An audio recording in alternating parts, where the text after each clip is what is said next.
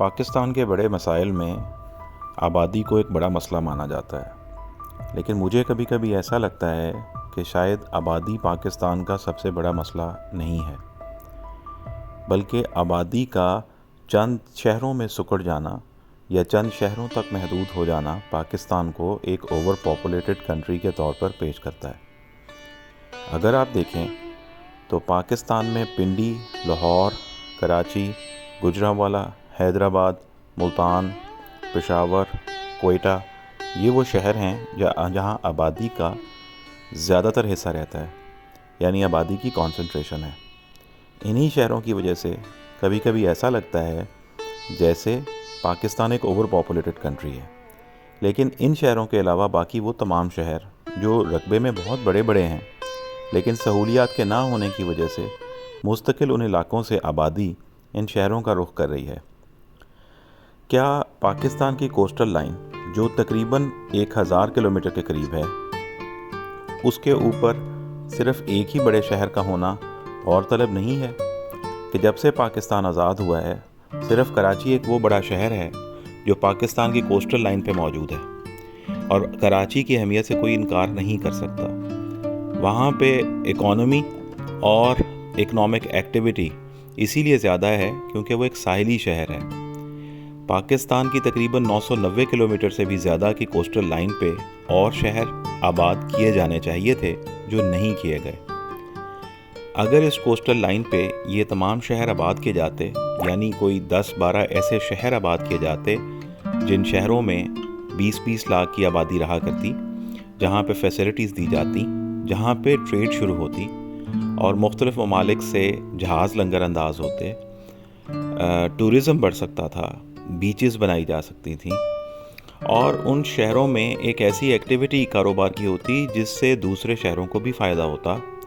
تو یقیناً نہ صرف اوور پاپولیشن پہ ہم قابو پا سکتے، بلکہ یہ بڑے بڑے شہر جن کا برا حال ہو چکا ہے، جن کی حدود اب دوسرے شہروں سے ملنے جا رہی ہیں، ان پہ ہم بہت حد تک نہ صرف قابو پا سکتے بلکہ انہیں بھی خوشحال رکھتے۔ اکثر اوقات آپ نے یہ محسوس کیا ہوگا کہ پاکستان میں اخلاق اور کردار کی ایک گراوٹ سی محسوس ہوتی ہے۔ ایسا محسوس ہوتا ہے جیسے پاکستانیوں کو اخلاق اور کردار کی کوئی تعلیم نہیں دی گئی۔ ایسا بالکل نہیں ہے۔ پاکستانی اچھے لوگ ہیں، اچھے شہری ہیں،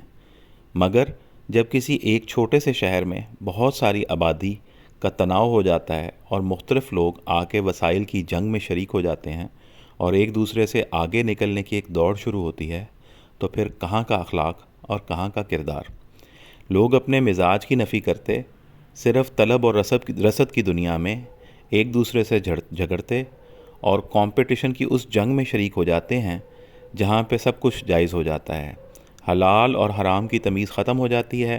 اچھے اور برے کا فرق ختم ہو جاتا ہے، اور لوگ ایک دوسرے سے لڑتے جھگڑتے اپنے حقوق کی جنگ لڑتے نظر آتے ہیں،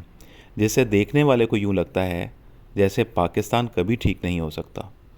پاکستان کے ٹھیک ہونے میں سب سے بڑی چیز ہمارے ذہن کا استعمال ہے۔ ہم نے شاید جب سے پاکستان آزاد ہوا اپنا ذہن ہی استعمال کرنا چھوڑ دیا ہے، ورنہ پاکستان کی کوسٹل لائن آج بھی اس بات کی منتظر ہے کہ اسے کوئی استعمال کرے اور وہاں پہ آبادی کا پھیلاؤ ہو، اور وہاں پہ ٹریڈ، اکنامک ایکٹیویٹی، ٹورزم شروع ہو،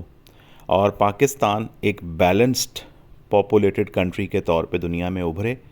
اور پاکستان کے ریسورسز سے یقینی طور پہ پاکستانی فائدہ اٹھا سکیں۔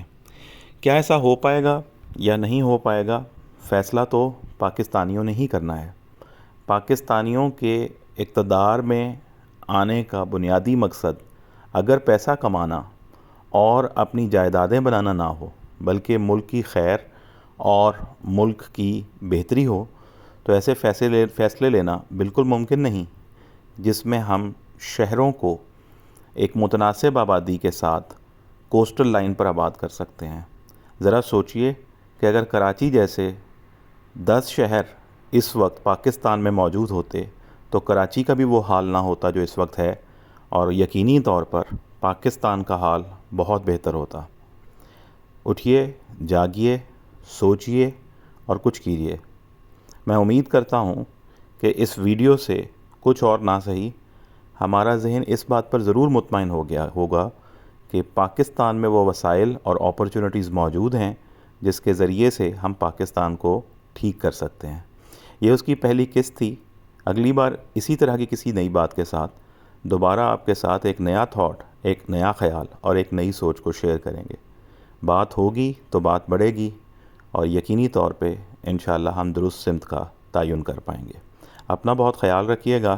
السلام علیکم۔